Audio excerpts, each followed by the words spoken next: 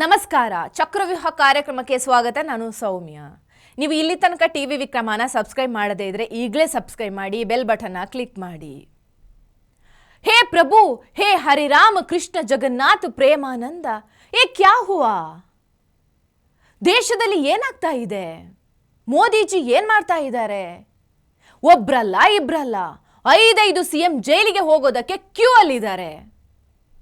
Jharkhand CM ಅಂತೂ ನಾಪತ್ತೆ ಆಗ್ಬಿಟ್ಟಿದ್ರು. ಹುಡುಕಿ ಕೊಟ್ರೆ ಬಹುಮಾನ ಘೋಷಣೆ ಎಲ್ಲ ಆಗೋಯ್ತು. ಜಾರ್ಖಂಡ್ ಸಿಎಂ ಹೇಮಂತ್ ಸೊರೇನ್ ನಾಪತ್ತೆಯಾಗಿದ್ದವರು ಫೈನಲಿ ಪತ್ತೆ ಆಗಿದ್ದಾರೆ. ಇಡಿ ಅರೆಸ್ಟ್ ಕೂಡ ಮಾಡಿದೆ. ಈತ ಲಾಲು ಪ್ರಸಾದ್ ಯಾದವ್ ಅವರ ಉದ್ಯೋಗ ಬಿಸಿನೆಸ್ ಸ್ಕ್ಯಾಮ್ ಎಲ್ಲವನ್ನ ನೋಡ್ಕೊಳ್ತಿದ್ರು.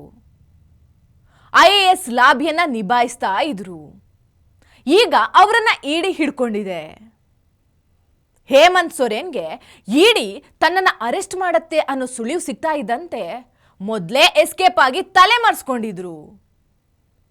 ಅರೆಸ್ಟ್ ಆಗೋದಕ್ಕೂ ಮುಂಚೆ ಶಾಸಕರ ಜೊತೆಗೆ ಸಮಾಲೋಚನೆ ಕೂಡ ನಡೆಸಿ ಹೆಂಡತಿಯನ್ನ CM ಮಾಡೋದಕ್ಕೆ ವ್ಯವಸ್ಥೆ ಮಾಡಿ ಒಳಗೆ ಹೋಗಿದ್ದಾರೆ. ಒಂದು ರಾಜ್ಯದ ಮುಖ್ಯಮಂತ್ರಿ ಓಡಿ ಹೋಗ್ತಾನೆ ಅಂತ ಕೇಳಿದ್ದು ಇದೇ ಫಸ್ಟ್ ಟೈಮ್. ಆಶ್ಚರ್ಯ ಅಂದ್ರೆ 24 ಜನವರಿ ಫ್ರಾನ್ಸ್ ಅಧ್ಯಕ್ಷ ಭಾರತಕ್ಕೆ ಬಂದಾಗ UPI ಮಾಡಿ ಟೀ ಕುಡಿತಾರೆ. UPI ಡಿಜಿಟಲ್ ವಹಿವಾಟು ಇಷ್ಟು ಮುಂದುವರಿಬೇಕಾದ್ರೆ ಇಷ್ಟೊಂದು ದೊಡ್ಡ ಮಟ್ಟದಲ್ಲಿ ಮನಿ ಲ್ಯಾಂಡ್ರಿಂಗ್ ಹೇಗ್ ನಡೀತಿದೆ? ಒಬ್ಬ ಮುಖ್ಯಮಂತ್ರಿ ಕಾರಲ್ಲಿ 36 ಲಕ್ಷ ರೂಪಾಯಿ ದುಡ್ಡು ಸಿಗುತ್ತೆ. ಅಷ್ಟು ದುಡ್ಡು ಹೇಮಂತ್ ಸೊರೇನ್ ಯಾಕೆ ಇಟ್ಕೊಂಡಿದ್ರು? ಜೊತೆಗೆ ಇಮಿಡಿಯೇಟ್ ಬೇಲ್ಗೆ ಜಡ್ಜ್ ಬಳಿ ಹೋಗ್ತಾರೆ. ಏನಂತ ಕೇಳಬಹುದು ಜಡ್ಜ್ ಬಳಿ? ನನ್ನ ಗಾಡಿಯಲ್ಲಿ ಅಂಬಾನಿ ದುಡ್ಡಿಟ್ಟು ಹೋದ್ರು ಅನ್ನೋಕ್ಕಾಗತ್ತಾ? ಅಥವಾ ಮೋದಿ ಹೆಸರು ಹೇಳಕ್ಕಾಗತ್ತಾ? ದುಡ್ಡು CM ಗಾಡಿಯಲ್ಲಿ ಇದೆ ಅಂದ್ರೆ ಅದು ಅವ್ರದ್ದೇ. ಒಂಥರ ಈ ದೇಶದಲ್ಲಿ ಭ್ರಷ್ಟಾಚಾರದ ಬೆಂಚ್ ಮಾರ್ಕ್ ಅನ್ನ ಜಾರ್ಖಂಡ್ನಲ್ಲಿ ಸ್ಥಾಪನೆ ಮಾಡ್ಕೊಂಡ ಹಾಗೆ ಇದೆ. ಇತ್ತ ಲಾಲು ಪ್ರಸಾದ್ ಯಾದವ್ ಇಡಿ ವಶದಲ್ಲಿ 10 ಗಂಟೆ ಕಾಲ ವಿಚಾರಣೆ ಎದುರಿಸಿದ್ರು. ಆಗ ಮಿಶಾ ಭಾರತ್ ಒಳಗೆ ಹೋಗೋಕೆ ಪ್ರಯತ್ನಿಸ್ತಾರೆ. ಆದರೆ ಸೆಕ್ಯೂರಿಟಿ ಬಿಡ್ಲಿಲ್ಲ. ಕಾರ್ಯಕರ್ತರು ರೊಚ್ಚಿಗೆದ್ದಾಗ ಮಿಶಾ ಭಾರತಿ ಅವರನ್ನ ಸಮಾಧಾನ ಮಾಡ್ತಾರೆ. ಈ ಕಡೆ ತೇಜಸ್ವಿ ಯಾದವ್ ಅವರನ್ನು ಕೂಡ ಒಳಗೆ ಬಿಡ್ಲಿಲ್ಲ. ಹಾಗಾಗಿ RJD ಜನ ಪ್ರೊಟೆಸ್ಟ್ ಮಾಡ್ತಾರೆ. ತೇಜಸ್ವಿ ಯಾದವ್ ಏನಾಗತ್ತೋ ಅದು ಸಂವಿಧಾನದ ಪ್ರಕಾರ ಆಗತ್ತೆ ಅಂತ ಕಾರ್ಯಕರ್ತರಿಗೆ ಹೇಳ್ತಾರೆ.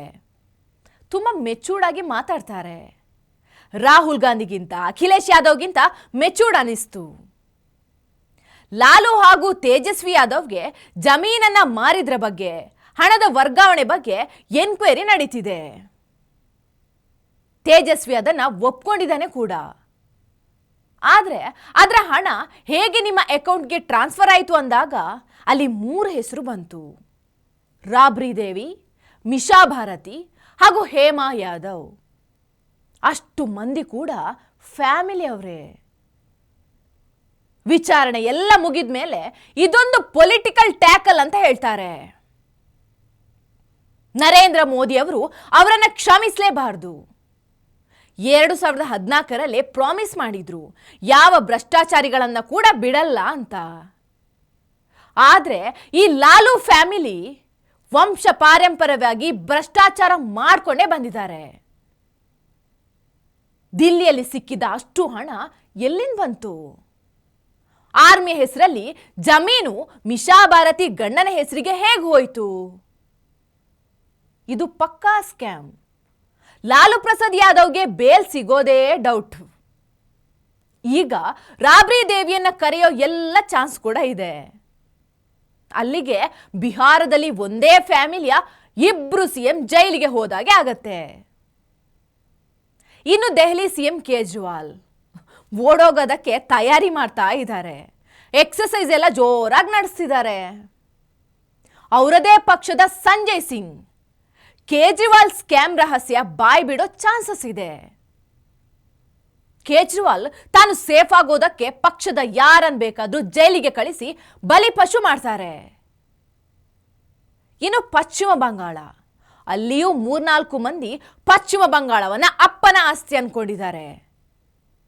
ಪಶ್ಚಿಮ ಬಂಗಾಳದಲ್ಲಿ ಕೋಲ್ ಮತ್ತು ಗಣಿಗಾರಿಕೆ ದಂಧೆ ಜೋರಾಗಿದೆ. ಅಭಿಷೇಕ್ ಬ್ಯಾನರ್ಜಿಯದು ಸ್ಕ್ಯಾಮ್ಗಳಿವೆ. ಈಗ ಕಟ್ಟ ಕಡೆಯ ಪ್ರಶ್ನೆ ಅಂದ್ರೆ ಸಿದ್ದರಾಮಯ್ಯವರು ರಾಷ್ಟ್ರಪತಿಗೆ ಏಕವಚನದಲ್ಲಿ ಮಾತಾಡಿದ್ದಕ್ಕೂ ಕೇಸ್ ಆಗ್ಬಹುದಾ, ಅವರನ್ನು ಅರೆಸ್ಟ್ ಮಾಡಬಹುದಾ ಅಂತ. ಯಾಕಂದ್ರೆ ಸಿದ್ದರಾಮಯ್ಯವರು ಸಂವಿಧಾನವನ್ನ ತುಂಬಾ ಗೌರವಿಸೋರು. ಅವರೇ ರಾಷ್ಟ್ರಪತಿಗಳನ್ನ ಏಕವಚನದಲ್ಲಿ ಸಂಬೋಧಿಸಿದ್ದಾರೆ ಅಂದಮೇಲೆ ಅವ್ರ ಮೇಲೆ ಕೇಸ್ ಹಾಕೋದಕ್ಕೆ ಅವರೇ ಪೊಲೀಸರಿಗೆ ಹೇಳೇ ಹೇಳ್ತಾರೆ. ಬೇಕಾದ್ರೆ ನೋಡಿ. ಟಿವಿ ವಿಕ್ರಮ, ದೇಶ ನಿಮ್ಮ ಕೈಯಲ್ಲಿ. ಈ ಕಾರ್ಯಕ್ರಮ ನಿಮಗೆ ಇಷ್ಟ ಆಗಿದ್ದಲ್ಲಿ ಲೈಕ್, ಶೇರ್ ಹಾಗೂ ಕಮೆಂಟ್ ಮಾಡಿ. ಟಿವಿ ವಿಕ್ರಮದ ಕಾರ್ಯಕ್ರಮಗಳನ್ನು ನಿರಂತರವಾಗಿ ವೀಕ್ಷಿಸಲು ಸಬ್ಸ್ಕ್ರೈಬ್ ಮಾಡಿ, ಬೆಲ್ ಐಕನ್ ಒತ್ತಿ.